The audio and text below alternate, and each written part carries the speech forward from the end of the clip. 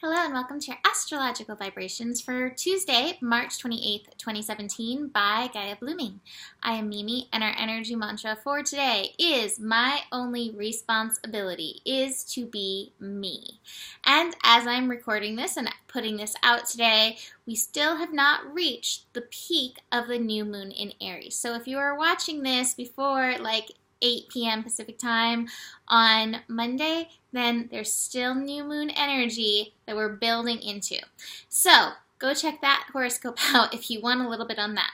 That being said, it's not just like wham bam, thank you ma'am, ending with new moon energy. The new moon energy continues. In fact, the new moon begins a new cycle, which begins the building of something. So with the new moon, we plant the seeds. And then as we move to the full moon, and even as we move to 6 months from now, the full moon in Aries, we build on these seeds, we grow these seeds, we nurture these seeds. So it's not just an ending process. And if you did not set your intentions with the new moon, there is still time after the peak of the new moon. The universe does not run on a clock, the universe runs by energy. So it's really just this thing where you've got to feel into it and work with your own groove.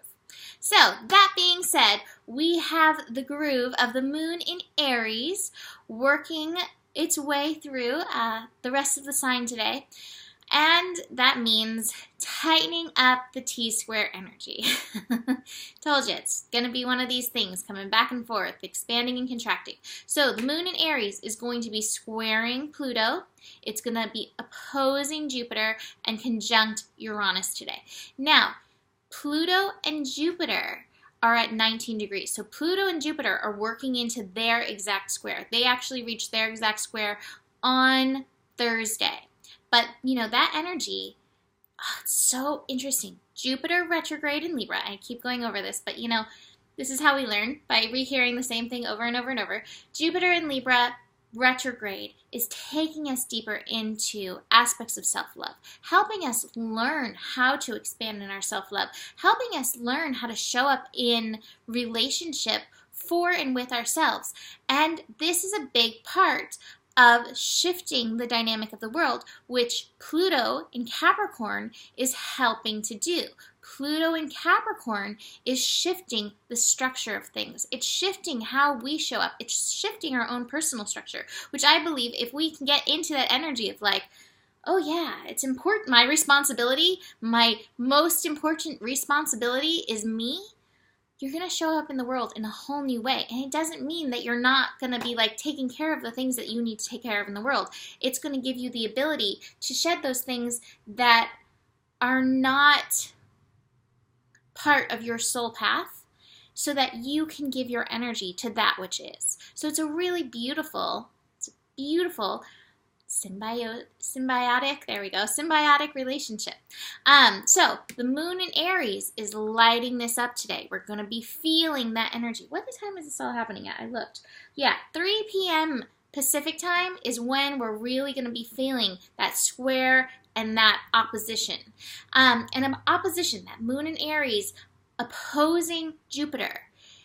To me, this opposition is one of the easiest ones if you can choose yourself. Because of that Jupiter retrograde that's really pulling us inside, hopefully you're getting to this point where you're I'm the flow. I got to be in the flow of me. I've got to honor me in order to honor anybody else, in order to honor any other relationship out there. So if you can hold that worth, own that worth, then it's not going to feel like such a tug of war. But if you're still but what about all the people that I have to take care of and save, and you're not taking care of yourself, then you're probably going to be feeling that opposition. That's where that Pluto energy comes in. You have the ability to change this. You have the ability to transform this. And this is about, again, your personal structure. Your personal structure shift will change the structure of the world. So if you're feeling that tension, and especially a big key that you may not yet be completely honoring your space, or you're in the process of honoring your space, is if you come into these tensions. And if you're feeling some energy like that with somebody else, that's a call for you to stand up, stand your ground, notice your structure, and see, how do I honor me in this situation? Honoring yourself, truly honoring your soul is honoring the world. And I think that's a really interesting lesson to integrate into ourselves, into our being. So then a little bit later in the evening, we have the moon conjunct Uranus. So we just had Mercury conjunct Uranus a few days ago. Here we have the moon lighting up Uranus energy. Uranus helping liberate ourselves, helping take ourselves out of these boxes that we've put ourselves in. And so this may come with some emotional revelations. You may have some emoting that needs to be done to help you through this transformational energy. I recommend writing. I recommend talking with a supportive friend. I recommend meditation. I recommend getting in contact with yourself and with these energies, these emotions that are coming up, because this is part of planting the seeds. We plant the seeds and they're like, oh, I've got to weed the garden. I've got to, there's some of these things that are coming up to be taken care of. Weed your garden so you can get into that energy. So those are the major transits through the day. Now I want to mention again, we're building into that Jupiter-Pluto square. So the structure of things, the structure of your life is in shift right now. How are you showing up for yourself? Keep coming back to that. Keep asking yourself that. Now, there's a really interesting thing also going on during this, which is the spirit piece. And I've really got some spirit cards. I've got Master in reverse, and I actually have Abundance in reverse, but this is the King of Pentacles, and this is Zorba the Buddha, and he's very into his spiritual physical life and blending them, and I think this is kind of the key to it. So we have Pallas at 29 degrees. I mentioned this yesterday in the horoscope for the new moon horoscope. Pallas, 29 degrees. Pallas can represent, it's Pallas Athena, the wisdom warrior. She can represent the patriarchal energy, and what's coming up is this spirit piece. Pisces is the sign of spirit, but for so long here on earth, spirituality has been this regulated thing. It's been church. It's been dogma. It's been do these things to be a spiritual person. And I think a big part of making this shift and moving on, taking this adventure as it's going to, prepare to shift into Aries, find our authentic flow, is letting go of those dogma experiences, whatever they may be, the shoulds that come up with spirituality. Where do you experience God? How do you experience the all that is? How do you experience the universe? That's your connection to spirit. It's not about church, although it can be that. It's not about, I've read Eckhart Tolle and I do Oprah's 21-day meditation, although it can be. It can be, I go outside and I sit in the waves and I surf and I connect to the earth.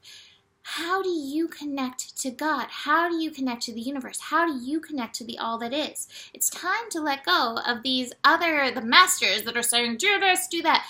Now, there's lots of different theories. Like a lot of theories are like, find your guru and honor your guru. Well, my guru is within. And there are teachers out here that I love and I take pieces from. But I don't think I found anybody ever, and I've, studied a lot. I'm a Sagittarius. I always want to find somebody to, help me. I've never found somebody who wasn't human, who didn't have their stuff, and who I 100% resonated with. And that's okay, because that's taking us back to the master within. So this is like, you don't have to follow somebody hook, line, and sinker, Honor yourself. Find your personal blend of Zorba the Buddha. Zorba the Buddha is like Zorba the Greek, who is hedonist, enjoyed life, which we're here. We're here to enjoy the fruits of earth. So enjoying earth, but then still having the Buddha side, the side that connects to spirit. And so we have this option through this energy to make this shift. Here's some of that transformational shift to show up for ourselves and work with ourselves and our level of spirit, how we connect in spirit. And to finish it off, I've got the greatest card. I got the Lion card, the Lion King. Patient, regal, a complete master. So here's another master, check. And I'm going to read this because it's so good. The lion is master of fire element and the living mascot of self-transformation. A lion personality dedicates their life to personal and spiritual growth. The dedication inspires some and intimidates others. Therefore, the lion is respected by all, but known intimately by few. Some mistake the lion as hard to access or aloof, yet those with keener eyes know better. Lions are observant, stealth, and precise in their word and action. They do not waste energy or resources. This card reminds us that self-mastery is available to all, no matter where our quest begins. And in balance, the lion is the epitome of peace and strength. Out of balance, withdrawn and too serious. To bring into balance, meditation and friendliness, friendship. This reminds me of a saying like, the truth is like a lion. Let it out and it'll defend itself. Your soul, that's your truth. Your only responsibility is your soul. Your only responsibility is you, me, to be the me, to be the I am. To let yourself be the lion and go out into the world and live accordingly. And, honoring your spirituality is really a really big piece of that. I've got the cutest face looking up at me right now asking for pets. Anyways, so this is going to be a big part of planting those seeds from that new moon energy. So get into lion mode. Figure out who you are. Mufasa. Remember who you are. So that is it for today. Book a reading if you want to dive deeper into your personal chart or have any questions, would like some support from me. All my readings are at GaiaBlooming.com, and I will see you tomorrow. Namaste.